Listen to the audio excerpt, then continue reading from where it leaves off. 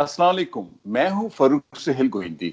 आज मेरे साथ जो गुफ्तगू करेंगे वो पाकिस्तान के बड़े माया नाज अफसर हैं और उनकी बड़ी धूम थी जब वो मिडल ईस्ट में थे।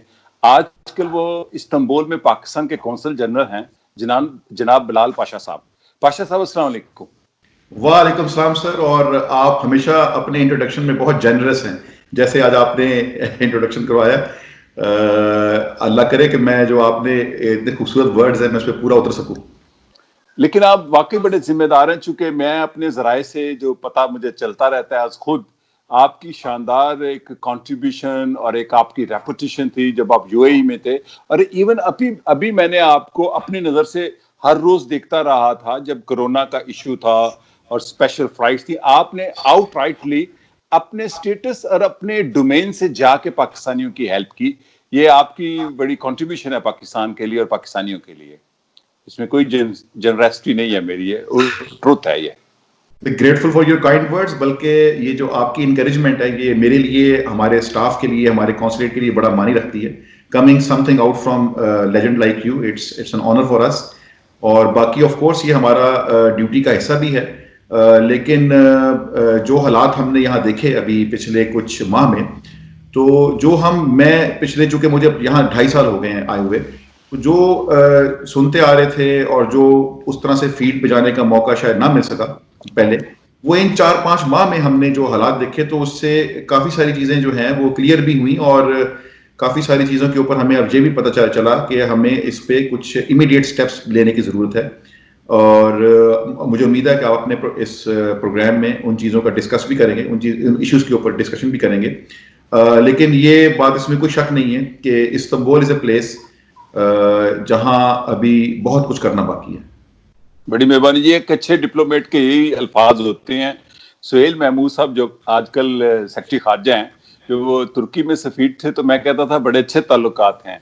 तो वो एक लफ्ज बड़ा खूबसूरत बोलते थे, हमें आबियारी करते रहना चाहिए। ये कमाल की बात है, ये उनसे जुमला मैंने सुना था और बार बार इस्तेमाल करते थे। अच्छा पाशा साहब, पाकिस्तान तुर्की के ताल्लुकात मैं हमेशा कहता आया हूँ कि 1940 से भी पहले के हैं। 1923 में जब खिलाफत तहरीक चली और बर्रे सगीर के लोगों ने यहाँ वार ऑफ इंडिपेंडेंस को सपोर्ट किया, और उसके बाद जब 1947 में पाकिस्तान बना तो जिन ममालिक ने पाकिस्तान में कायदे आज़म की जिंदगी में सफारती ताल्लुकात बनाए, वो बड़ी मशहूर तस्वीर भी है, मैं अपने नाजरीन को भी दिखाऊंगा, उस वक्त से हैं और बड़े आइडियल ताल्लुकात हैं। ये डिप्लोमेटिक लेवल पे भी हैं, अवामी लेवल पे भी हैं, हुकूमतों में भी हैं, अवाम में भी हैं और रियासत में भी हैं। कभी इसमें कोई उतार चढ़ाव नहीं आया, उतार ही आया, ऊपर चढ़ाव आया। तो ये मैं कुछ चीजें आपसे जानना चाहता हूं कि आजकल तुर्की बड़ा फोकस है पाकिस्तान में, और मैं जो इमीडिएट इश्यूज पहले लाऊंगा वो है कुछ प्रॉब्लम्स। मतलब मेरे से कम 10-15 लोग रोज पूछते हैं कि जी हमने टूरिस्ट वीजा ले लिया है, तो हमें टूर ऑपरेटर ने कहा है कि आप बस चले जाएं, और वो फैमिलीज हैं मिडिल क्लास की, तो वो यहाँ आती हैं, उनके साथ क्या प्रॉब्लम्स आते हैं? क्या यहाँ पर ऐसे मुमकिन है कि टूरिस्ट वीजे पे आ जाए और दोस्त ममालिक में वो वीजा बदल जाए और यहाँ पे नौकरियां और मुलाजमतों के दरवाजे की ऑफिशियली खुल गए हैं? Thank you very much. ये मेरे ख्याल में आजकल के लिहाज, आजकल के जो हालात है उसमें सबसे अहम तरीन जो सवाल है वो आपने उठाया है। लेकिन मैं थोड़ी सी इसकी ज़रा बैकग्राउंड ज़रूर देना चाहूँगा। ये ताल्लुका, जैसे आपने फरमाया कि ये खिलाफत मूवमेंट और इवन उससे पहले के भी हैं, और बिल्कुल आर्काइव्स में अगर देखें तो फोटो भी है जिसमें जहांगीर के दरबार में एक ऑटोमन एक सफ़ीर जो है वो अपनी क्रेडेंशियल्स पेश कर रहा है। तो लेकिन उससे भी पहले अगर आप चले जाए तो ये हिस्टोरिक सिल्क रूट है। तो वो बेसिकली जो यूरोप को जितने सारे काफिले थे वो तुर्की से होते हुए, अज़रबैजान से होते हुए पाकिस्तान और आगे अब जो इंडिया है और इवन चाइना तक जाते थे। तो ये एक हिस्टोरिकल एक रूट है। अच्छा, अब इस हिस्टोरिकल रूट को अनफॉर्चुनेटली जब से ये दुबई चलो वाला फिनोमेना आया, तो ये हिस्टोरिकल रूट जो है ये बजाय अब ट्रेड के अनफॉर्चुनेटली इलीगल ह्यूमन स्मगलिंग में कन्वर्ट हो गया, जिसके ऊपर इंशाल्लाह आप आगे बात भी करेंगे।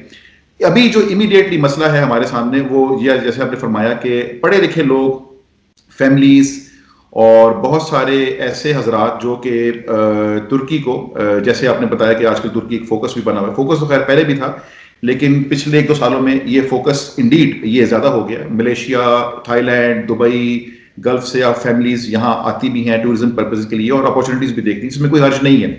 ترکی ان چند گنے چنے کنٹریز میں سے ہے جس میں جو ہے وہ چڑھاؤ ہی چڑھاؤ ہے، اس میں اتار نہیں ہے.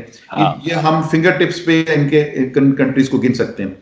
تو اور یہ ریلیشن شپ اب تک اللہ کا فضل ہے انٹیکٹ ہے، قائم ہے، اور انشاءاللہ ہمیں امید ہے کہ قائم ہی رہے گا. اس میں یہ جو ابھی ریسنٹ ایک فنومینا پچھلے ایک سال سے خاص طور پہ میں کہوں گا اسٹارٹ ہوا ہے، جس میں جو ٹورسٹ ویزا جو ترکی کے کونسلیٹ اور ایمبیسی ایشو کرتے ہیں، یہ پرائمریلی 1 مہینے کا بھی ہو سکتا ہے، 2 ہفتے کا بھی ہو سکتا ہے، 6 مہینے کا بھی ہوتا ہے، لیکن نارملی یہ 2 مہینے سے اوپر کا ویزا ایشو نہیں کرتے.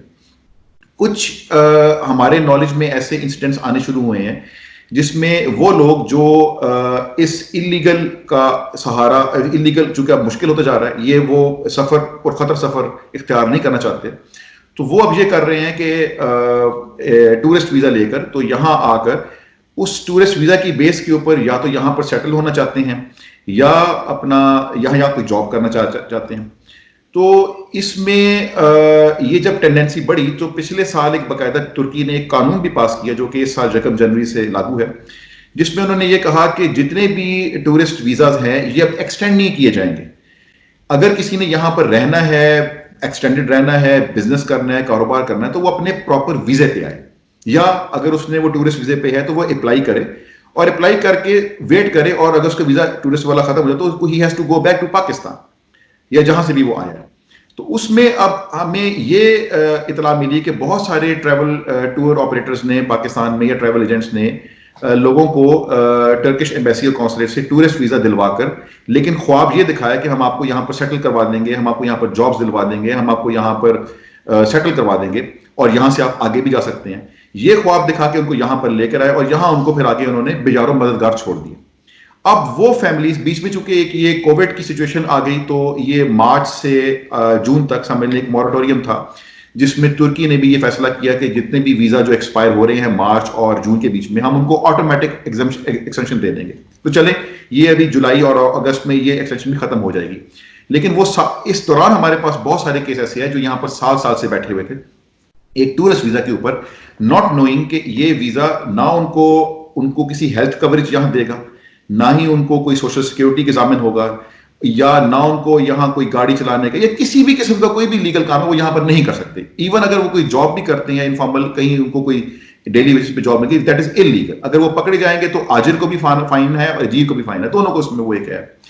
تو یہ ایک گروئنگ ایک بڑھ گیا فنومینا. اور ریسنٹلی اس میں اب تو بڑی میں کہہ سکتا ہوں کچھ دیدہ دلیری سے بھی لوگ اب پاکستان میں آفر کر رہے ہیں کہ جی آپ ₹1,00,000 دیں تو ہم آپ کو ایک ٹی آر پی، اب ٹی آر پی کو بھی، حالانکہ T R P for Turkish it means کہ ٹورسٹ ایک ریزیڈنس آپ کو پرمٹ جو کہ 1-2 مہینے کے لیے دیا ہو گیا، اس کو وہ ٹرکش ریزیڈنٹ پرمٹ کے نام پہ وہ بیچتے بھی ہیں اور مس گائیڈ بھی کرتے ہیں.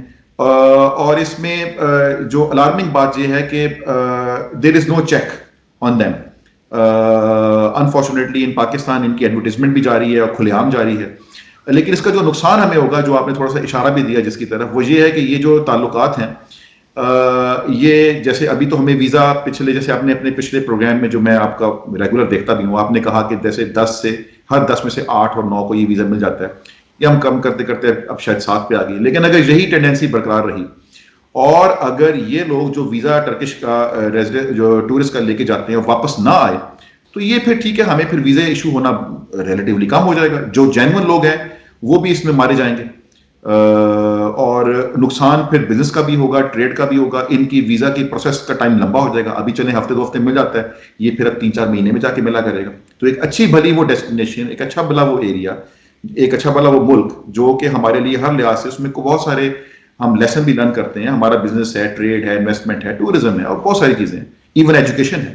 تو وہ سفر ہوگی. میں آپ کی بات کو سپورٹ کرتے ہوئے بتاؤں کہ 2001 یا 2 میں جب بلند ایجوت پرائم منسٹر تھے، میرے دوست تھے، اور ترکی کا ویزا ٹھیک ٹھاک مشکل ویزا ہوتا تھا، تو میں نے جب ان کو ریکویسٹ کی تو انہوں نے کہا پرابلمز یہ ہیں کہ جو ویزا لے کر آتے ہیں ان کے بعد وہ اس ویزے پر رہنا چاہتے ہیں، یعنی کہ بغیر ویزے کے، تو اس لیے ہم ڈسکریج کرتے ہیں. تو آپ نے صحیح نشاندہی کی. اچھا اب مجھے یہ بتائیں کہ کتنی فیملیز ہیں جو ایسا ویزا لے کے آئی ہیں پچھلے 1 سال یا مہینوں میں، ٹورسٹ ویزا لے کے، مڈل کلاس پڑھی لکھی ٹور آپریٹرز کے جھانسوں میں इलीगल तरीके से, यानी कि टूरिस्ट वीजे के बाद वो जॉब करने कितनी फैमिलीज हैं, कोई अदाद शुमार है आपके पास? अच्छा, इसका जो एग्जैक्ट अदद शुमार है वो यहाँ एक इदारा है, गोच इदारा जिसको हम कहते हैं, हाँ यहाँ जी, पे गोचदारा, हाँ। वो ये सारे फिगर्स और कैलकुलेट करता है। लेकिन ये जो आपने टीआरपी का बताया, ये लोग गोच इदारे के पास रेफर नहीं होते, क्योंकि इन लोगों, ये तो टूरिस्ट वीजा के ऊपर आए हुए हैं, और ये वीजा को, हाँ, जब ये वीजा को एक्सटेंड कराने के लिए या इसको कन्वर्ट करने के लिए व्हाटएवर, जब ये अप्लाई करते हैं तब उनके पास एक स्टैटिस्टिक्स आ जाती है। तो जो हमें गोच इदारे से एक इनिशियल फीडबैक आया हुआ है, जो उनकी इनिशियल स्टैटिस्टिक्स हैं, ये इनिशियल स्टैटिस्टिक्स मैं आपको बता रहा हूँ, यानी कि ये वो लोग हैं जिनका केस इन्होंने अप्लाई किया, लेकिन इसका रिजल्ट क्या है, क्या वो रिजेक्ट हो गए, क्या उनका एक्सेप्ट हो गया, ये हमें नहीं पता। लेकिन करीबन कोई 1,500 से 2,000 उन्होंने हमें बताया कि ऐसे केसेस हैं जो हमें फैमिलीज ने रजू किया है। इसके अलावा जो हमारा कम्युनिटी है यहाँ पर बड़ी माशाल्लाह एक्टिव है, हम देखते भी हैं, हम घूमते भी हैं, प्लस जो कॉन्सुलेट को शिकायत भी आती हैं, जो हमारे पास विजिट भी करते हैं, आप ये समझ सकते हैं कि 1,000 के करीब फैमिलीज और भी ऐसी हैं। तो इन टोटल आप कह सकते हैं कि 3,000 के करीब फैमिलीज ऐसी हैं जो ये सोच के यहाँ पर आई हुई हैं पिछले कुछ महीनों से या 1 साल से इवन, कि हमने यहाँ पर सेटल होना है। और अब जब वो इश्यूज देखते हैं, चाहे वो बच्चों की एजुकेशन का मसला है, चाहे वो उनके हेल्थ इंश्योरेंस का मसला है, without health insurance it is very expensive country, या उनको कहीं कोई और गवर्नमेंट की सर्विसेज लेनी है, फोन नंबर लेना है, अगर उन्होंने अपना मोबाइल लेना है तो वो, या जो भी चीज लेनी है, तो उस सब में आपको यहाँ का एक रेजिडेंस, आपकी कोई वैलिडिटी होनी चाहिए, कोई आपकी यहाँ की रिहाइश की, तो उसमें उनको प्रॉब्लम्स आ रही हैं। तो इदाद शुमार के लिहाज से तो ये नंबर शायद आपको इतना बड़ा ना लगे, लेकिन अगर 2 साल पहले ये 2-3 हजार फैमिलीज का मतलब ये कि हर एक के साथ ऑन एवरेज 3-4 तो लोग होंगे, तो अगर ये 8-10 हजार नंबर अभी है, और जैसे अभी आप बता रहे हैं कि फोकस बन गया हुआ, तो ये तो फिर अगर ये चीज चेक ना हुई तो ये तो आने वाले दिनों में, महीनों में, ये तो फिर लाख तक भी क्रॉस कर सकती है। और मैं आपको अपनी जाती एक्सपीरियंस फिर शेयर करूंगा, क्योंकि लोग मेरे से, सब लोग राब्ता करते हैं, पाकिस्तान में कोई वजीर आजम ने भी आना हो तो तुर्की के बारे में ब्रीफिंग लेते हैं, इवन ऑर्डिनरी मेरे से तकरीबन अब एवरेज 3 बंदे रोज पूछते हैं, पढ़े लिखे प्रोफेसर, स्कूल टीचर, खाते पीते लोग, कि हमने तुर्की चले जाना है 15 दिन के वीजे पे और कन्वर्ट करा के वहां पर फिर हमने बिजनेस करना है या जॉब करनी है, या मैं उर्दू का प्रोफेसर हूँ, वहां में उर्दू का क्या स्कोप है। तो ये अदादो शुमार जो आपके पास चूंकि कोविड से पहले के हैं और वो जो रिकॉर्डेड हुए हैं, तो खुदा न खासा जब अगर ऐसा ज्यादा रुझान हुआ तो फिर वो सूरत हाल मुमकिन है कि हुकूमत पाकिस्तान या हुकूमत तुर्की एक्शन लेने का फैसला करे कि जेन्युइन टूरिस्ट पर आप आए, टूरिज्म पर, उसके अलावा जो आप बिजनेस करना चाहते हैं, बिजनेस वीजे पे आए, इन्वेस्टमेंट करना चाहते हैं, तो एक बड़ा फिल्टर होने का इम्कान है। मैं जरा अच्छा लफ्ज बोल रहा हूँ, फिल्टर नहीं, ये आपकी जो एप्रीहेंशन है ये बजा है, और बल्कि ये बायसे तशवीश भी है हमारे लिए। जैसे मैंने पहले कहा कि इसमें जो अच्छे लोग हैं, जिनकी इंटेंशंस नेक हैं, जो यहाँ पर वाकई या लिटरली प्योर टूरिज्म के लिए आना चाह रहे हैं, या यहाँ पर बिजनेस के लिए, कारोबार के लिए, या इवन स्टूडेंट्स भी आना चाह रहे हैं, क्योंकि अभी रिसेंटली हमें ये भी पता चल रहा है कि स्टूडेंट वीजा भी रिजेक्ट होने शुरू हो गए जी, क्योंकि उनको शक हुआ कि जी ये तो स्टूडेंट की कैटेगरी में आ ही नहीं रहा। और यहाँ किसी ट्रैवल एजेंट जो यहाँ पर भी बैठे हुए हैं, पाकिस्तान में भी हैं, उन्होंने उनसे बात होके तो उन्होंने इनको किसी फॉनी यूनिवर्सिटी में एडमिशन करवा के तो ये वीजा के लिए अप्लाई करवा दिया, और अगर वो ना हो सका तो टूरिज्म के लिए करवा दिया। तो ये इसमें ये एप्रीहेंशन बिल्कुल बजा है। और जो आपने वर्ड यूज किया है फिल्ट्रेशन, फिल्टर का वर्ड, तो ये जहां तक मेरी इंफॉर्मेशन है ये शायद अब ऑलरेडी स्टार्ट हो गया हुआ है।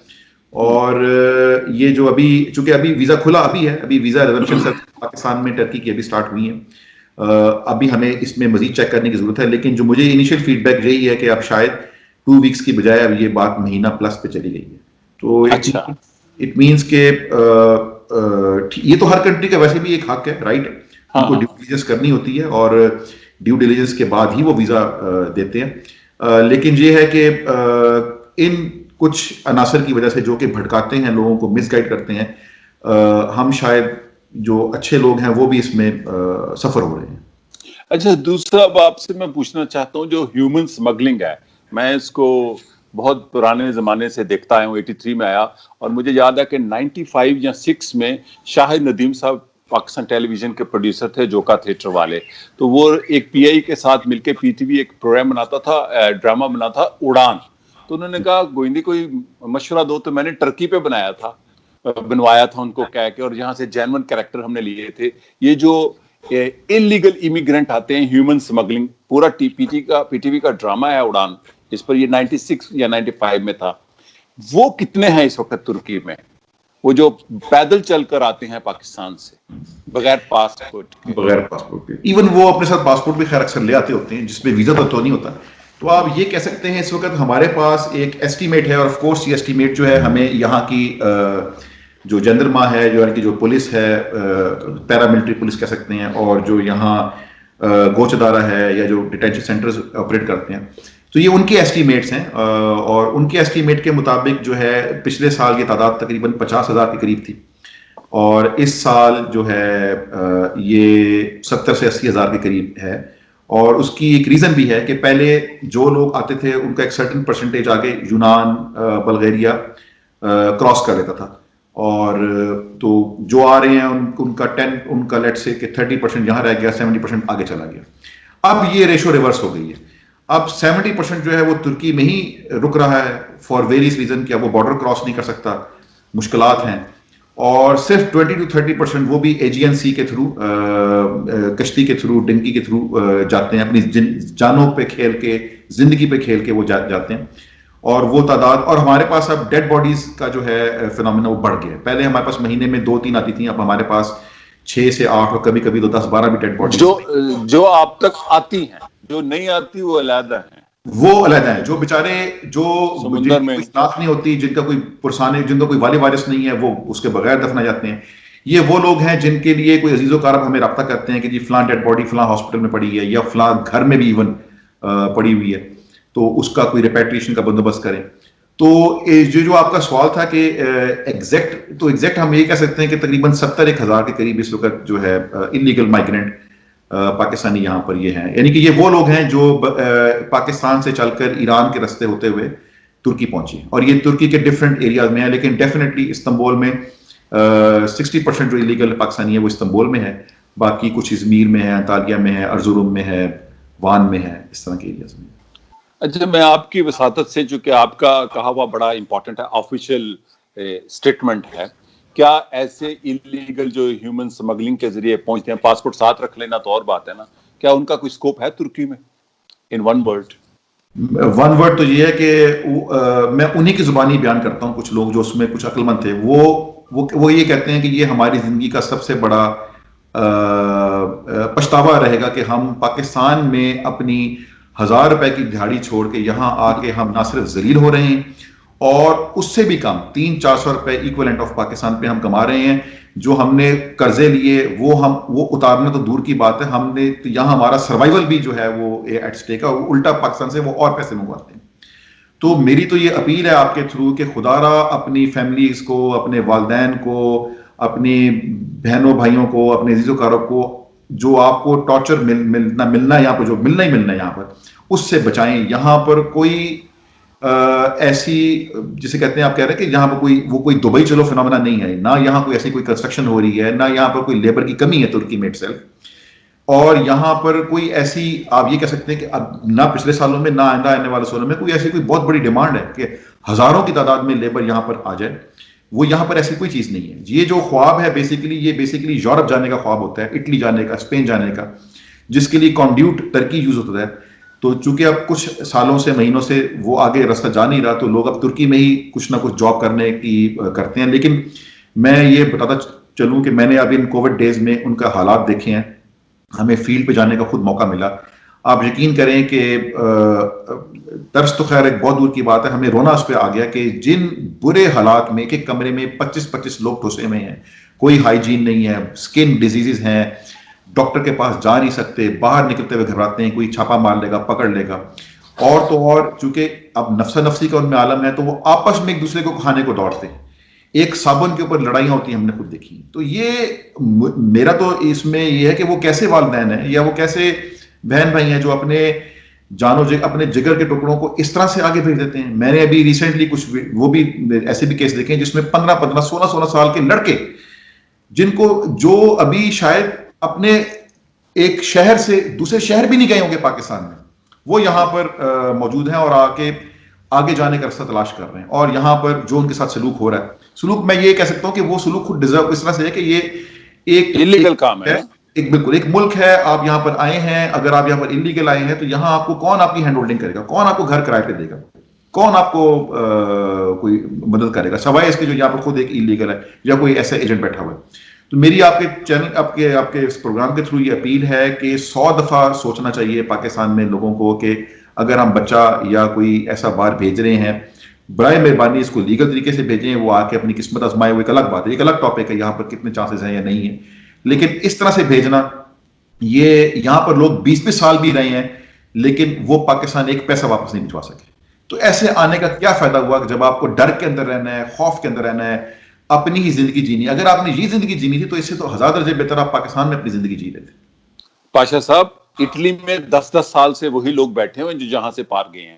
میں اٹلی گیا تو مجھے ایک اٹیلین نے کہا کہ میں اس بندے کو 10 سال سے دیکھ رہا ہوں, اس بنگالی کو اور اس پاکستانی کو, اس کی زندگی نہیں بدلی, نہ پاکستان میں پیسے بھیج سکتا ہے نہ پاسپورٹ لے سکتا, اب جو حالات ہیں. اچھا ایک چیز بڑی اہم ہے, مجھے گریس میں بھی پچھلے سال پتا چلا تھا کہ جو یہاں سے بارڈر کراس کر کے گریس پہنچ بھی گئے پاکستانی, تو وہ فنامنا اب یہاں بھی ہے. مجھے وہاں کہا گیا کہ اپنے پاسپورٹ کی بڑی حفاظت کرنی ہے, اور آپ نے, میں کہ کیوں, کہ پاکستانیوں کو پاکستانی اغوا کرتے ہیں, مافیاز ہیں, افغانی بھی اس میں شامل ہیں, اور رینسم لیتے ہیں. کیا ترکی میں بھی ایسا ہے جو پاکستانیوں کو پاکستانی مافیاز یہاں اغوا کرتا ہے اور گھر میں فون کرتا ہے اور رینسم مانگتا ہے؟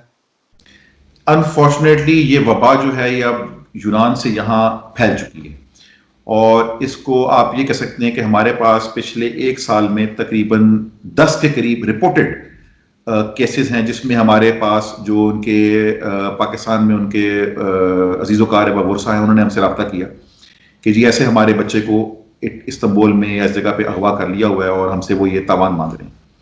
تو یہ چیز بڑھتی جا رہی ہے, اور اس کی ریزن میں نے آپ کو بتا دی. اس کی پرائمریلی 2 ریزن ہیں. ایک تو یہ لڑائی یہ بھی ہوتی ہے کہ پاکستان سے انہوں نے وعدہ کیا ہوتا ہے کہ جی میں استنبول پہنچنے کا آپ کو 3 لاکھ روپے, لیٹ سے فار ایگزامپل, ویسے ایکچوئل ریٹ بھی یہی چل رہا ہے, تو آپ کو 3 لاکھ روپے جو ہے ہم دیں گے, 2 لاکھ آپ ہم سے ابھی لے لیں پاکستان میں, جب ہمارا بچہ استنبول پہنچ جائے گا تو آپ کو ہم لاکھ روپے دے دیں گے.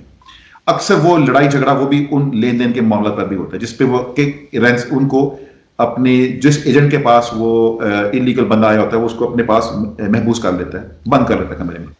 دوسرا فنامنا یہ ہے کہ جب وہ یہ دیکھتا ہے کہ یہ کوئی سیٹل ہو گیا ہے لیکن ہے تو انلیگل, یا کوئی کما رہا ہے, یا کوئی چلو کوئی تھوڑا بہت اس نے یہاں پر گھومنا شروع کیا, یا اس کے پیچھے پاکستان میں جو والی وارث ہیں وہ اچھے تگڑے اسٹرانگ لوگ ہیں, تو یہ ان کو یہاں کچھ ایسے مافیا, کچھ ایسے گینگ بن گئے ہیں جو کہ پھر ان کو اغوا کر لیتے ہیں اور پیچھے گھر والوں سے تاوان مانگتے ہیں کہ آپ ہمیں $10,000 $20,000 بھجوا دو, $5,000 بھجوا دو. آپ یہ اندازہ کر سکتے ہیں کہ یہ کچھ 1 سال میں اتنا اضافہ ہو گیا کہ بیچ میں ایک پیریڈ ایسا بھی آیا کہ ویسٹرن یونین نے پاکستان سے منی ریمیٹنس کے اوپر, ٹو ٹرکی اسپیشلی, پہ پابندی لگا دی کہ ہم جی بالکل, کہ ہم پاکستان سے ترکی اور ترکی سے پاکستان ہم کوئی پیسہ جو ہے وہ ہم نہیں بھجوائیں گے. تو آف کورس وہ پھر اس کو اعلیٰ سطح پہ ٹیک اپ کیا گیا اور ہم نے اس کو ریزالو کروایا, لیکن یہ اس طرح کا کاروبار اور اس کا اس طرح سے منی ایکسچینج کے تھرو یوز ہونا, تو یہ تو ایک غلط نام, ایک جیسے کہہ سکتے ہیں کہ ہمارا ملک کی بدنامی ہے. اور یہ بھی تاثر کیجیے کہ پاکستانی ایک جو ہیں یہ ٹھیک ہے تلاشی روزگار کے لیے آئے ہوئے, لیکن اٹ مینس کہ یہاں پر کرمنل مائنڈ سیٹ بہت ہے. اور چونکہ اب وہ جابز یہاں پر نہیں ہیں تو اب مجبوری کے عالم میں وہ انفارچونیٹلی ہمارے پاس اب ریسنٹلی کیسز ایسے بھی آئے ہیں جس میں ڈرگس کے ٹریڈ میں بھی انوالو ہوئے ہیں, بچے بھی ہیں, بڑے بھی ہیں. نارکوٹکس یہاں پر بھی بڑا سخت قانون ہے نارکوٹکس کی موومنٹ, اس کی اسمگلنگ اور کنزمپشن کے اوپر, اس میں پکڑے گئے. اور کچھ جو چوری ڈکیتی کے کیسز بھی پکڑے گئے, تو یہ برا نام لاتے ہیں. ابھی آپ نے پچھلے سال کی شاید آپ نے اخبار میں پڑھا بھی ہوگا, اور بڑا یہاں پر ایشو واقعہ ہائی لائٹ ہوا جس میں ایک انفارچونیٹ انسیڈنس ایک چھوٹی بچی کے ساتھ یہاں پر ہوا.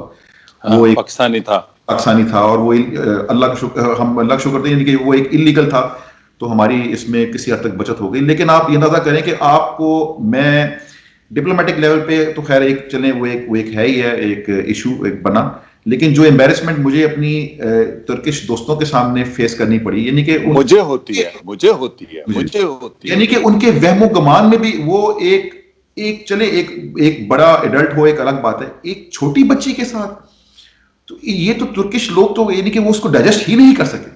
تو یہ ایک گندے انڈے کے اس ایک چھوٹے واقعے، ایک چھوٹا سا خیال بہت بڑا واقعہ تھا، اس واقعے کی وجہ سے ہمیں کس قدر امبیرسمنٹ برداشت کرنی پڑی ہے، یہ آئی وش کہ ہمیں وہ لمحہ نہ دیکھنا پڑتا. اچھا پاشا صاحب، آپ ترکی کی ریاست کو جانتے ہیں، قانون کی کتنی پاسداری ہے؟ آپ یو اے میں بھی رہے ہیں، آپ ذرا بتا دیں سننے اور دیکھنے والوں کو ذرا میں اندازہ ہو کہ بالکل قانون کی یو اے پاسداری رہا ہوں، اور 30-35 ملک میں نے اپنے اس کیریئر کے دوران میں نے سفر بھی کیے ہیں، میں نے کچھ میں رہا بھی ہوں. میرے خیال میں جتنی ڈسپلنڈ اور جس حد تک ایک آرگنائزڈ قوم کو میں نے یہاں ٹرکش کو پایا، ترکی کے لوگوں کو پایا ہے، شاید ایسی بہت کم مثالیں ہیں دنیا بھر میں مختلف کنٹریز کی. اور اس میں یہ جو کہتے ہیں نا کہ جی یہ چیز لٹریسی ریٹ سے بڑھتی ہے، لٹریسی ریٹ ہوگی تو ڈسپلن بھی آئے گا. مانا کہ ترکی کا لٹریسی ریٹ بھی بہت اچھا ہے، لیکن یہاں کے دیہات سے لے کر چھوٹے قصبوں سے لے کر ٹاؤن سے لے کر بڑے شہروں کے بڑے علاقوں سے لے کر جو ڈسپلن میں نے یہاں دیکھا ہے، جو قانون کی پاسداری عملداری میں نے یہاں دیکھی ہے، اور خوف بیسیکلی خوف، ہاں قانون کا خوف، کیونکہ یہ ویری قانون کا خوف اگر امپورٹنٹ. آپ میں نہیں ہے تو پھر آپ جا کے باہر محلے میں لڑائیاں بھی کریں گے، آپ زمینوں پہ قبضے بھی کریں گے. یہاں میں نے میں نے پوچھا جب سب سے پہلے میں یہاں آیا، میں کہ یہاں سب سے بڑے کرائمز ہوتے کیا ہیں؟ جیسے ہم پاکستان میں سنتے ہیں کہ زمینوں کے قبضے، قتل، زمین، یہ ایشو. تو یہاں انہوں نے کہا جی نہ یہاں پر کوئی زن کے اوپر کوئی کیس ہے، نہ کوئی زمینوں کے اوپر یہاں کیس ہے. یہاں اگر کیس ہے تو تھوڑا لین دین کے اوپر کیسز ہوتی ہیں، یا اگر آپ کا کوئی پرسنل کوئی فیملی میٹرز ہو گئے. یہاں پر کرمنل کیس کی جو رجسٹریشن ہے، وہ جو اس کی جو ریکارڈ ہوتے ہیں وہ بہت کم ہے. یہاں پر فیملی نیچر کے کیس، سول نیچر کے کیس یہاں پر کافی ہوتے ہیں، دیوانی مقدمہ جس کو کہہ سکتے ہیں. تو یہاں پر ڈیفینیٹلی قانون کا احترام بھی ہے اور قانون کا خوف بھی ہے. اور اس میں یہ ان کی جو اپ برنگنگ ہے کہہ سکتے ہیں، جو گرومنگ ہے، جو ان کی ایجوکیشن، جو میں نے ان کی تھوڑا کریکولم دیکھا، سلیبس دیکھا، اس میں ان کو آپ یہ کہہ سکتے ہیں کہ کلاس 1-2 سے ہی ان کو سیوک سینس، ایک مضمون ہوا کرتا تھا. ہمارے زمانے میں جب ہم اسکول میں تھے ہوتا تھا، خیال میں یہ مضمون ختم ہو چکا ہوا ہے. چلیں ویسے نہ صحیح تو ہمیں پڑھا ضرور دیا کرتے تھے، ایک ہاتھ میں کتاب تھما دیا کرتے تھے کہ اخلاقیات کیا ہوتی ہیں. اب یہ اخلاقیات کا سبق تو خیر اب وہ کورس تو بہت دور کی بات، اب یہ نہیں پڑھایا جاتا انفارچونیٹلی. لیکن یہاں پر اخلاقیات کا جو ایک لیسن ہے، نہ صرف لیسن کی صورت میں بلکہ کتاب کی صورت میں بلکہ امتحان کی صورت میں بھی وہ یہاں پر اس کو میں نے پریکٹیکل امپلیمنٹیشن دیکھی. یہاں ایک میں چھوٹی سی آپ کو اگزامپل اور دوں گا. یہاں بلکہ آپ کو بڑی طرح سے پتا ہوگا، یہاں جتنی بھی مساجد ہیں، تقریباً 70,000 سے زائد مساجد ہیں جو ترکی میں ہیں. وہ ساری کی ساری جو ان میں خطبات ہیں یا ان میں جو اپوائنٹمنٹ آف مؤذن ہے، امام ہے، اور جو خطبہ جتنا بھی اس میں دیا جاتا ہے، یہ سارے کا سارا ایک ریگولیٹڈ ہے. اور یہ آپ اس پہ کچھ تنقیدیں بھی ہوتی ہے کہ شاید یہ بڑا کوئی جبر پہ مبنی نہ وہ ہے. اس میں کاش کہ لوگ آ کے یہ خطبہ یہاں پر سنیں جن کو ٹرکی زبان آتی ہے کہ وہ مؤذن کیا بات کر رہا ہے، اور میں نے جو خطیب ہے وہ کیا بات کر رہا ہے. اور میں نے ابھی جو پچھلے یہاں چونکہ عید جو تھی وہ کووڈ کے اس میں ہوئی تو لمیٹڈ تھی، یہاں پر تو ہم نے کوئی ایسے مظاہرے نہیں دیکھے، یہاں پر ہم نے کوئی ایسا احتجاج نہیں دیکھا کہ جی ہم نے باہر نکلنا ہے اور ہم نے اٹینڈ کرنا ہے.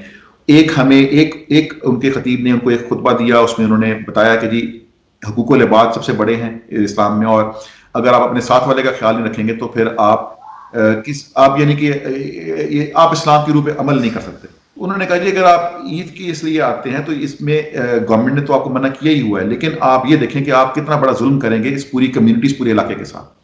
تو یہاں پر اخلاقیات کا بھی اتنا ہی میں سمجھتا ہوں کہ وہ ہے عمل دخل ہے in their daily lives as well as the abidance of this law اور جو بھی سسٹم ہے یہاں کا، یہ قانون کو بھی عمل کرتے ہیں لیکن اخلاقیات کا بھی پاس رکھتے ہیں. پاشا صاحب میں آپ کی بات کو سیکنڈ کروں گا. میری کتاب زیر تکمیل ہے آج کل. ترکی میں سارے مساجد حکومت کے زیر نگرانی ہیں، اسی لیے صاف ستھری ہیں. دوسرا یہاں پر جو امام مسجد ہوتا ہے اس کو ایم.اے الہیات کرنا پڑتا ہے، اور جو مؤذن ہوتا ہے اس کو خوش الہانی کا کورس کرنا پڑتا ہے. اگر وہ خوش الہان نہیں ہے تو اذان نہیں دے سکتا. ترکی میں نے کئی عرب ممالک سے بھی زیادہ اچھی اذان دیکھی ہے. اچھا اب آپ کے ساتھ میں کچھ چیزیں اور شیئر کرتا چلوں کہ پاکستان ترکی کے تعلقات کا ایک شاندار روایت ہے کہ جو 2005 میں زلزلہ آیا کشمیر میں تو کیسے صدر طیب اردوان جو وزیر اعظم تھے اس وقت اور ترک حکومت نے اور عوام نے ہمیں سپورٹ کیا, لیکن ہم نے بھی ان کو کیا. چونکہ میں اپنے پہ بھی فخر کرتا ہوں, 98 میں جب ترکی میں زلزلہ آیا ازمت میں, استنبول میں, جلاوہ میں, تو اس وقت کے جو وزیر اطلاعات تھے انہوں نے میرے سے مشورہ مانگا کہ ہمیں آپ گوئندے صاحب مشورہ دیں کیا کریں. تو میں نے کہا آپ جہاز لے کر ترکی چلے جائیں, پاکستان کی ترپالیں اس وقت عراق جنگ میں بڑی پاپولر تھی, تو جب یہاں پر جہاز آیا وزیر اعظم کا, پاکستان کا وزیر اعظم بیٹھ کے, وزیر اطلاعات میرے دوست مشاہد صاحب, تو وہ خود گئے جالوا کی سڑکوں پہ. تو یہ ہمارے تعلقات ہیں. پھر میں آپ کو ایک اور دلچسپ واقعہ اس لیے شیئر کرنا چاہتا ہوں کیونکہ ان واقعات کو میں امانت سمجھتا ہوں. میرے دوست ایڈورڈ مارٹیمر جو کوفی عنان کے سیکرٹری جنرل کے چیف ایڈوائزر اور سپیچ رائٹر تھے, انہوں نے مجھے یہ سپیچ بھیجی کہ ہم ترکی جا رہے ہیں, کوفی عنان یونائٹڈ نیشن کے سیکرٹری جنرل, تو آپ یہ تقریر دیکھیں, آپ پرائم منسٹر کے دوست ہیں تو تقریر ٹھیک ہے.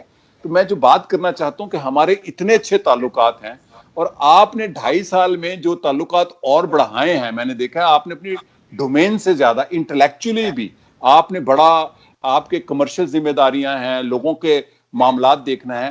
میں دیکھ رہا ہوں کہ جب یہ ارطغرل ڈرامہ آیا تو اس کے ہیرو بھی آپ کے پاس آئے تھے, وہ آپ کے بڑے دوست ہیں اور وہ سنا پاکستان بھی آنا چاہتے ہیں. تو آپ نے کلچرل, انٹلیکچوئل لیول پہ, ڈپلومیٹک لیول پہ کیا کیا کنٹریبیوٹ کیا ہے, میں تو جانتا ہوں, میں ذرا ناظرین تک یہ بات پہنچانا چاہتا ہوں. اگین گوئندی صاحب آپ پھر I think now you are extra generous. تو نہیں, لیکن یہ بالکل دیکھیں, کوشش تو کسی بھی سفارتکار کی, جب بھی وہ, میں صرف اس میں ہوں, ABC کوئی بھی ہو, جہاں بھی اس کی پوسٹنگ ہوتی ہے تو اس کی کوشش تو یہی ہوتی ہے کہ وہ تعلقات کو مزید اس میں بہتری لائے, مزید استواری کرے. اب چونکہ تھوڑی سی اس میں پرسنل ٹچ بھی آ جائے گا, تو یہ جب پوسٹنگ کا پلان بن رہا تھا تو ہمارے پاس چوائسیز تھیں کہ, اور میں لکیلی کہہ سکتے ہیں کہ میرٹ میں شاید نمبر 1 تھا, تو مجھے اختیار تھا کہ میں ان اسٹیشن میں سے کوئی بھی چوز کر سکتا ہوں. واہ. تو اس میں بٹ اسٹل چانس تھا کہ شاید مجھے میرا نمبر 1 نہ ملے, نمبر 2 یا نمبر 3 ملے. تو جو 4 اسٹیشنز تھے, تو جو مجھے چوائس کا فارم آیا تو میں نے نمبر 1 پہ بھی استنبول لکھا, نمبر 2 پہ بھی استنبول, نمبر 3 اور نمبر 4. میں نے کہا یہ کہ میں نے جانا ہے اس اسٹیج پہ تو میں نے صرف استنبول جانا ہے, نہیں تو میں پاکستان میں ہی ٹھیک ہوں. I started my joining of this station with this جسے کہتے ہیں اس اسپیکٹ کے ساتھ میں نے یہ جوائن کیا یہاں پر. اور ڈیفینیٹلی میں نے اور ملکوں میں بھی سرو کیا ہے, لیکن جتنی آسانی مجھے ٹرکی میں, استنبول میں اپنی جاب کرتے ہوئے ملی اور مل رہی ہے, وہ میرے خیال میں کسی اور ملک میں شاید ہمیں اتنی ایزی ایکسیس نہ ہو, چاہے وہ بزنس ہے, ٹریڈ ہے, کامرس ہے, یہاں کے گورنمنٹ آفیشلز ہیں, ایئر لائنز ہیں, یعنی کہ آپ name the institution, name the agency اور چیمبر, اور وہ ہمیں بالکل وداؤٹ اینی, جسے کہتے ہیں نا پروٹوکول, یا وداؤٹ اینی, وہ ہمیں نہ صرف ملتے ہیں, ہماری بات سنتے بھی ہیں, اور بلکہ ہمیں اس میں مزید بہتری کی تجاویز بھی دیتے ہیں. تو جو پہلا ہمارا جو مشن ہے ہمارا انقرہ میں ایمبیسی اور کونسولیٹ یہاں استنبول میں, تو وہ یہی تھا ہمارا کہ جو people to people level contact ہے, اس میں مزید امپروومنٹ لائی جائے, اس میں مزید بہتری لائی جائے. گورنمنٹ ٹو گورنمنٹ لیول کے اوپر, جیسے آپ نے خود فرمایا اپنے ابتدائیے میں بھی, کہ ریلیشن شپ بہت اچھا رہا ہے, اور Turkey is one of the, ہمیشہ اچھا رہا ہے. میں آپ کو بتاؤں, کوئی حکومت آئے, پاکستان میں آئے, ادھر آئے, ہمیشہ. اور لائک وائز ان ٹرکی, یہاں پر کسی بھی پارٹی کی حکومت آئے تو وہ تو, لیکن اب ہمیں تھوڑا سا یہ دیکھنا ہے کہ جو اب جنریشن ہے, جس کو اب عرف عام میں ہم جنریشن زی بھی کہتے ہیں, جو 95 اور 2015 کے بیچ میں پیدا ہوئے, تو اس پہ ہمیں تھوڑا کام کرنے کی ضرورت ہے, کیونکہ 95 سے پہلے بہت سارے ٹرکی اسٹوڈنٹس پاکستان ایجوکیشن کے لیے بھی آیا کرتے تھے. اور علی شاہین صاحب ہیں, وہ کراچی یونیورسٹی میں, انجینئرنگ یونیورسٹی میں, قائد اعظم یونیورسٹی میں, انٹرنیشنل اسلامک یونیورسٹی میں, یہ تعداد میں ہم دیکھتے ہیں کہ 2000 سے تھوڑی اب اس میں کمی آنی شروع ہوئی, اور اب کافی کم ہو گئی. دوسرا جو ہم نے ایک فیکٹر نوٹ کیا وہ یہ تھا کہ جو ٹورزم ہے وہ بالکل پاکستان سے تو یہاں بہت آتے ہیں, لیکن جو ٹرکی سے پاکستان اگر ٹورزم کی وہ دیکھی جائے تو اس میں کوئی اتنے حوصلہ افزا فگر نہیں ہے. تو یہ 2-3 ایریا ہم نے پھر کیئرفل اسکروٹنی کے بعد سلیکٹ کی کہ ہمیں اس پہ کام کرنے کی ضرورت ہے. ہمیں انٹلیکچوئلس کے ساتھ, ہمیں یہاں کے میڈیا کے ساتھ, ہمیں یہاں کے اسٹوڈنٹس کمیونٹی کے ساتھ, یونیورسٹیز کے ساتھ ہم نے کوآپریشن بڑھانی ہے, ہم نے ایکسچینج پروگرامس بڑھانے ہیں, ان کے اسٹوڈنٹس ہم جائیں, ہمارے اسٹوڈنٹس وہاں سے یہاں آئیں. سملرلی یہاں کے جو میڈیا کے لوگ ہیں وہ پاکستان جائیں, پاکستان سے میڈیا کے لوگ یہاں آئیں. ٹورزم کے اوپر پروگرام یہ لوگ بنائیں, وہاں ہم بھی بنائیں. تو اس میں سمجھتا ہوں کہ بے شک خاطر خواہ تو شاید ہمیں مقاصد اس میں ہمارا حاصل نہ ہو سکے, کیونکہ یہ ایک لانگ ٹرم پروسیس ہے, اوور نائٹ اس پہ اچیو نہیں ہوتے. لیکن میں یہ کہنے میں کوئی آر نہیں ہے کہ کم از کم 30-40% اس میں امپروومنٹ ہم ضرور لے کر آئے ہیں. اور اب اس وقت تقریباً 100 سے 150 جو ٹرکی اسٹوڈنٹ ہیں وہ ایکسچینج پروگرام پہ پاکستان کی اچھی معیاری یونیورسٹیوں میں جا بھی رہے ہیں, اور ان کی اویئرنیس بھی ہو رہی ہے. اس کے علاوہ پچھلے کچھ دنوں میں آپ نے دیکھا ہوگا کہ کچھ مہینوں میں TRT نے کافی پروگرام کیے ہیں پاکستان کی ٹورزم کے اوپر, انادولو ایجنسی نے کافی ایشو کیے ہیں, بلکہ ان کے تو بیورو آفس بھی لانچ ہوا ہے. تو ہمیں امید ہے انشاءاللہ کہ یہ جو پیپل ٹو پیپل, اس میں ویسے ابھی بھی بہت کام کرنے کی ضرورت ہے. کلچرل لیول پہ ہمیں بہت کام کرنے کی ضرورت ہے. جیسے ابھی ریسنٹلی آپ نے ڈرامے کا ذکر بھی کیا, جس کی بہت زیادہ پاپولیرٹی ہے پاکستان میں ہوئی. تو ابھی ہمارے لیے تھوڑا سا ہمیں یہ سوچنے کی ضرورت ہے کہ کیوں کوئی پاکستانی ڈرامہ یہاں پر نہیں چل رہا, کسی بھی چینل پہ فی الحال کوئی بھی پاکستانی ڈرامہ یا کوئی فلم, چلے فلم ایک بات کی بات ہے, لیکن کوئی بھی پاکستانی ڈرامہ یہاں پر نہیں اس کی ڈبنگ ہو کے تو وہ نہیں چل رہا. جبکہ یہاں پر کچھ ہمارے ہمسائے ممالک جو ہیں وہ بڑے سکسیزفلی چل رہے ہیں. اور ہمارا, میں یقیناً کہہ سکتا ہوں کہ ہمارا ڈراموں کا معیار خیر پہلے بھی بہت زبردست تھا, لیکن ابھی کچھ پچھلے سالوں میں ابھی بھی بہت امپروومنٹ اس میں آئی ہے. تو ہمارے آرٹسٹ کو بھی یہاں پر ہم نے دیکھنا ہے کہ وہ ایسے ہی پذیرائی یہاں پر, کیونکہ کلچر کافی حد تک سیم ہے. ایشوز آپ کہہ سکتے ہیں فیملی, ساس بہو کا جیسے پاکستان میں ہے, تھوڑا کسی حد تک آپ زیادہ بہتر جانتے ہیں, ٹرکی میں بھی جوائنٹ فیملی سسٹم اور ساس بہو کا کلچر کافی ایک ہے. بے شک فیملی سیپریٹ بھی رہتی ہے, لیکن بہرحال ہمارے ایشوز کافی کامن ہیں, انٹرسٹنگ ہیں. تو یہ ابھی ہمیں فردر ایکسپلور کرنے کی ضرورت ہے. ہمیں یہاں پر مزید انگریس کرنا ہے کلچرل فرنٹ کے اوپر, اور آف کورس ایکیڈیمیا فرنٹ کے اوپر بھی. جرنلسٹ کمیونٹی کافی آپس میں انٹریکشن ہوئی ہے. زبان میں مانتا ہوں اس میں ایک بہت بڑا بیریئر ہے, بلکہ میجر جو بیریئر ہے وہ ہمیں زبان کا ہی آتا ہے. لیکن بہرحال یہ کوئی ایسا بیریئر نہیں ہے جس کو ہم عبور نہ کر سکیں. باقی اور ملکوں نے کیا تو ہم بھی کر سکتے ہیں. ایک میں چھوٹی سی میں آخری میں اس میں ایڈ ضرور کروں گا کہ اب ہم ایک سیریسلی ہم ایک کنسیڈر بھی کر رہے ہیں, بلکہ کافی ہم نے کام شروع بھی کر دیا ہے, of establishing a Pakistan culture centre in Istanbul. ترکی والوں کا تو بالکل, ترکی والوں کا تو یونس ایمرے سینٹر ہے, لاہور میں ہے, اور بڑا کام کر رہا ہے. سملرلی شاید آنے والے دنوں میں ایک اتا ترک چیئر بھی بننے جا رہی ہے اسلام آباد میں. اور تو اب ہمارا بھی پھر ان سے یہی تھا کہ ہمیں استنبول میں ایک اس میں ہمیں کوئی جگہ الاٹ کی جائے, یا اکارڈنگلی ہمیں جو ان کی ایگزسٹنگ میوزیم ہے ادھر ایک پاکستان کلچر سینٹر کی بھی ہمیں پرمیشن دی جائے, جہاں پر ہم وقتاً فوقتاً اپنے ایسے پروگرام کر سکیں. میں آپ کو ایک بڑی خوشخبری سناتا ہوں. میں پچھلے سال اتا ترک کے مقبرے پہ تھا, تو ان کے مقبرے میں جو میوزیم ہے وہاں پہ اتا ترک کی کتاب نطق رکھی ہوئی تھی, انگریزی میں اور زبانوں میں. تو جو چند زبانوں میں ترجمہ ہوئی ہے نطق, وہ اردو میں بھی رکھی ہوئی تھی, اور ڈاکٹر A.B. اشرف صاحب نے اور جلال سویدان صاحب نے ترجمہ کیا ہے.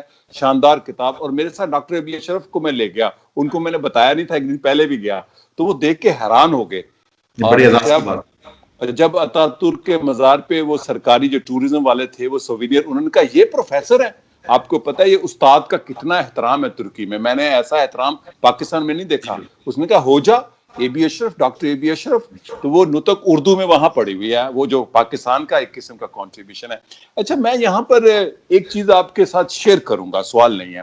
پاکستان میں مجھے جو اطلاعات ملی ہیں, پاکستان کے کچھ میڈیکل کالجز جیسے کنگ ایڈورڈ میڈیکل کالجز ہیں, پاکستان کا ابھی بھی اسکوپ ہے کہ اگر ان کو ہائی لائٹ کیا جائے تو ٹرکی اسٹوڈنٹ پاکستان پڑھنے جا سکتے ہیں, ادر دین اردو پڑھنے کے, کیونکہ دیٹ از ویری امپورٹنٹ جو پروفیشنل ایجوکیشن ہے.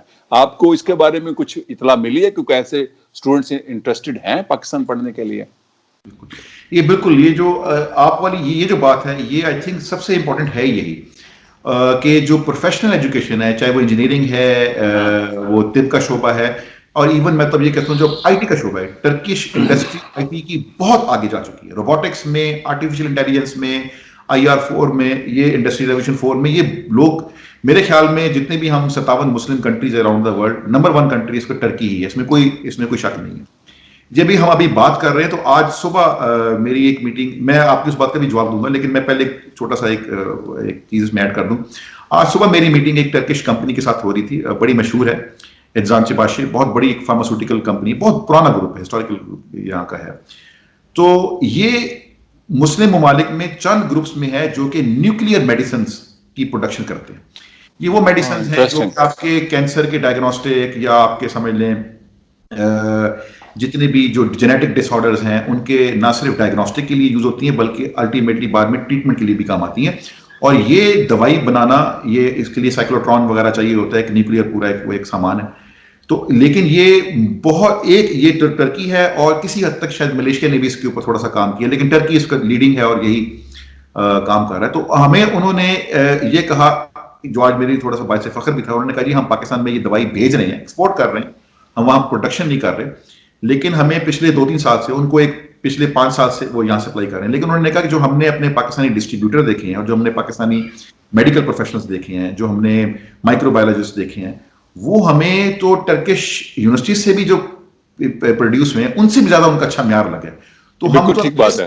ہم تو یہ سوچ رہے ہیں کہ ہم اب پاکستان میں ایک اپنا جو ہے نیکسٹ جو پروڈکشن فیسلٹی ہے ہم وہاں پر لے کر جائیں اور ہم ان کی سروس کا فائدہ وہاں پر اٹھائیں. تو یہ جو آپ کی بات ہے کہ جی کنگ ایڈورڈ میڈیکل کالج ہو گیا یا باقی ایسے ہو گئے، تو اس میں ایک ڈیولپمنٹ تو ضرور ہوئی تھی. جو ہمارا پشاور کا خیبر میڈیکل کالج ہے ان کا، اور جو میڈیپول یونیورسٹی ہے، بڑی مشہور، آپ نے سنا ہوگا استنبول کی میڈیپول یونیورسٹی، ان کا آپس میں ایک ایگریمنٹ ہو گیا ہوا ہے. لاسٹ ایئر یہ ہوا تھا اور اس سال اس کو انہوں نے فائنل سائن بھی کیا. اس میں یہ پروویژن ہے جس میں جو فائنل ایئر کے اسٹوڈنٹس ہیں وہ کچھ حصہ جو ترکی والے ہیں وہ پشاور میں کریں گے، اور جو پشاور کے اسٹوڈنٹس ہیں وہ یہاں پر میڈیپول یونیورسٹی میں کریں گے. لیکن یہ ابھی سٹارٹ ہے، یہ بگننگ ہے. میرے تو خیال میں بات اس سے بھی آگے جانی چاہیے. انڈسٹریل ریسرچ میں یہ ملک بہت آگے ہے، چاہے وہ اسٹیل کی ٹیکنالوجی ہو، آٹوموٹو ہو، آٹو پارٹس میں اور ایون ان کی لوکوموٹو ہو، ٹرین ہو، ریلویز ہو، یہ بہت آگے ہیں. ہمیں ان سے ان چیزوں میں بہت کچھ سیکھنے کی ضرورت ہے. تو ہمارا نیکسٹ اس میں اب یہی ہے کہ جو ہماری انجینئرنگ یونیورسٹیز ہیں ان کو کسی طرح سے یہاں کی انڈسٹری کے ساتھ، اور یہاں کی جو یونیورسٹی ہے ان کو پاکستان کی انڈسٹری کے ساتھ کوئی ایک پروگرام بنایا جائے. اس میں ایک ابھی پریزیڈنٹ اردوغان کا وزٹ ہوا تھا پاکستان کا، یہ فیبری ابھی آج سے کچھ 4 مہینے پہلے.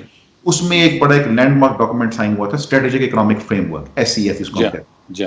اس اسٹریٹجک اکنامک فریم ورک میں یہ کچھ ہم نے پوائنٹس رکھے ہوئے ہیں، جس میں یہ ہم نے کوشش اس میں ہم نے کی ہوئی کہ جیسے ہماری نیشنل ٹیکسٹائل یونیورسٹی ہے فیصل آباد میں، یہاں کی ٹیکسٹائل تو بہت ایک ہائی لیول کی پہنچ چکی ہے. یہ لوگ ٹیکنیکل ٹیکسٹائل میں، سنتھیٹک میں بہت آگے جا چکے ہیں. تو ہم نے اس میں کولیبریشن رکھا ہوا ہے. سملرلی ہم نے میڈیکل، ہم نے ایون میٹرولوجی کا جو فیلڈ ہے، ہم نے اسپیس سائنس کا جو فیلڈ ہے، اس میں بھی ہم نے کوآپریشن کا ہے. لیکن بات ساری وہی ہے کہ اس میں تالی دونوں طرح سے بجتی ہے. تو جس جذبے کا آپ نے ابھی اظہار کیا ہے، ایسے جذبے کا اظہار پاکستان کے ادارے، یونیورسٹیاں بھی کریں. تو اور ہمیشہ امریکہ یا UK کی طرف بے شک دیکھیں، وہ بھی ڈیولپڈ کنٹریز ہیں، لیکن ترکی کی طرف بھی ذرا اگر نظر گھما لیں تو اس میں کوئی مذائقہ نہیں ہے، کوئی برائی نہیں ہے اس میں. اچھا پاشا صاحب، میں چونکہ زیادہ طویل بات لوگ پسند نہیں کرتے تو میں ذرا آخری ایک بات چاہوں گا. آپ پاکستانیوں کو بحیثیت قونصل جنرل اور بحیثیت پاکستانی اور ایک ترکی کا دوست ہونے کے ناطے، کیا سارے لوگوں کو متعلقہ جن کو ہم نے ڈسکس کیا ہے، کیا پیغام دینا چاہتے ہیں؟ سوال بڑا مشکل ہے تو بڑا آسان ہے، لیکن آپ نے سمجھ گئے آپ. میں اس کو ایک کوزے میں بند کر دوں. لیکن بہرحال میرا تو ایک ہی چیز میسج ہے جو آج کل کے حالات میں دیکھتا بھی ہوں، کہ آپ ترکی کی گرم جوشی کو، ترکی سے ہمارے تعلقات کو مد نظر رکھتے ہوئے اس کو ضرور، اس خوبصورت ملک کو ایکسپلور بھی کریں، ٹورزم پرپز کے لیے بھی ایکسپلور کریں، بزنس، ٹریڈ اینڈ کامرس کے لیے بھی ایکسپلور کریں. جائز طریقے سے آئیں اور جائز طریقے سے ہی واپس جائیں. ہماری، آپ کی، سب کی عزت یہاں پر قانونی طور پہ رہنے میں، قانونی طور پہ اپنا بزنس کرنے میں، قانونی طور پر ہی اسٹڈیز کرنے میں، پڑھائی کرنے میں ہے. ہماری ریپوٹیشن اب بھی ایک ہارڈ ورکنگ، آنیسٹ اور پروفیشنل کی یہاں پر ہے. یہ ان ممالک میں جہاں پر ابھی بھی پاکستانیوں کی قدر کی جاتی ہے. پاکستان کا نام اسٹریٹ میں لیں تو جیوے پاکستان تو ایک ایسا نعرہ ہے جو کہ کس کی زبان ہے. تو میرا میسج یہ ہے کہ جیوے پاکستان کو کا جو پرچم ہے وہ بلندی رکھیں، اس کو جیوے پاکستان ہی رکھیں. ان کے منہ سے ہمیں جیوے پاکستان ہی سننے دیں. اس نعرے کو خراب نہ کرنے دیں۔ بلال پاشا صاحب بہت شکریہ، آپ نے 40-45 منٹ میں ہم نے کافی چیزیں ڈسکس کی، اور آپ کی مہربانی کہ آپ آج بہت بزی تھے، مجھے پتا ہے ہر روز ہی بزی ہوتے ہیں، آپ کا شکریہ۔ اور پاکستان ترکی دوستی زندہ باد، پاکستان ترک عوام دوستی زندہ باد۔ پاشا صاحب آپ کا بہت شکریہ، میں آپ کا بڑا ممنون ہوں ایمانداری سے، چونکہ میں پاکستان کے لوگوں کی رہنمائی چاہتا ہوں، میری مادر وطن پاکستان ہے، ترکی میرا عشق ہے۔ شکریہ اور خدا حافظ۔